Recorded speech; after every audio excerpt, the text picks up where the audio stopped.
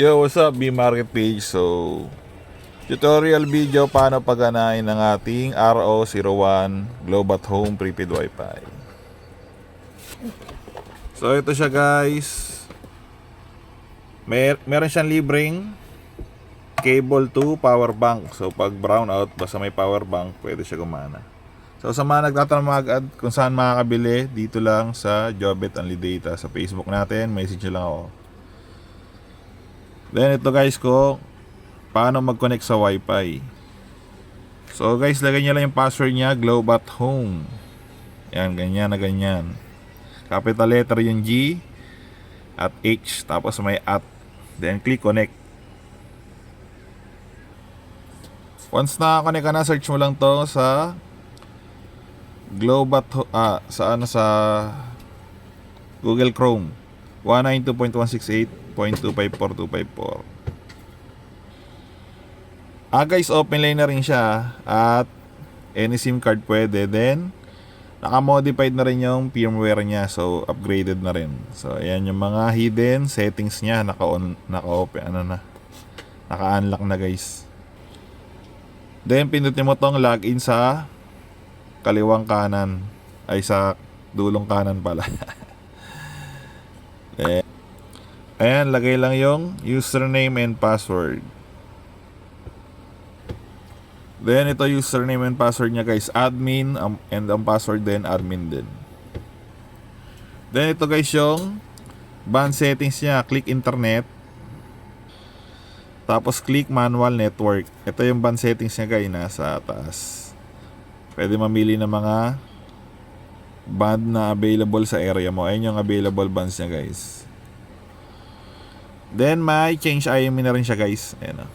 Kunyari kung ang gagamitin nyo is Smart or TNT Only Data SIM, yung nasa Series 123 phone sign, o kaya Smart Rocket SIM, yung mga pang personal use ng Smart.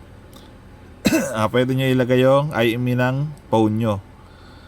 Then click save. So gagana na yung mga promo na yon sa modem na to.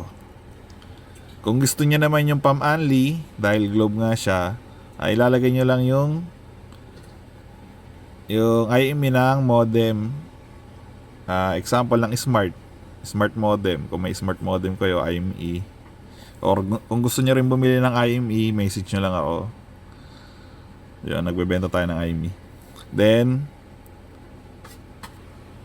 sa GOMO Only Data naman guys, 4G, kahit hindi nyo napalitan yung IMEI, so working siya directed dito sa Globe at Home.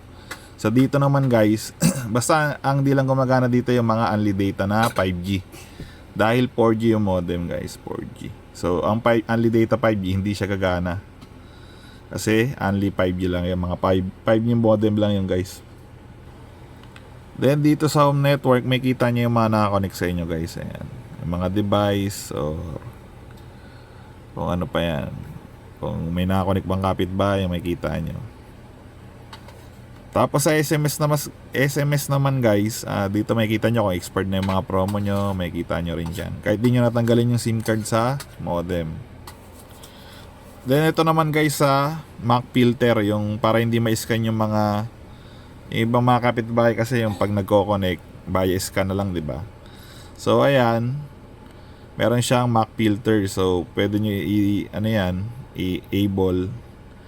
Tapos ilagay nyo lang dito yung mga device nyo na may mga MAC list naman yan, address yung mga device natin. So papipigilan nyo yung mga gustong connect sa wifi nyo. Then sa router naman guys, dito sa pinakadulo, nandito naman yung reboot and restore. Yung restore sa reset, iisa lang yan. So only reset siya guys, open lang siya permanent. Then ayan pa yung mga iba niyang settings. Ayan. So sa mga gusto bumili, message lang dito sa Facebook natin guys. Available tayo to 10 AM to 10 PM yan. So ano pang inaantay nyo, order na. Sa may mga available packet wifi din tayo guys. Nandito sa TikTok natin at YT. So, panaantay nyo, order na.